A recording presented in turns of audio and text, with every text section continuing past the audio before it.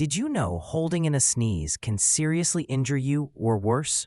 It may seem harmless, but forcing a sneeze to stop can build intense pressure inside your head and chest. Medical reports show that this pressure can, in rare cases, cause injuries like a ruptured eardrum, throat tears, or damage to blood vessels.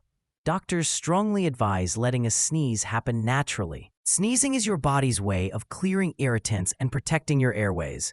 Stopping it can push pressure to places it doesn't belong. So next time you feel a sneeze coming, it's safer to let it out. Oh, follow for more surprising Did You Know health facts.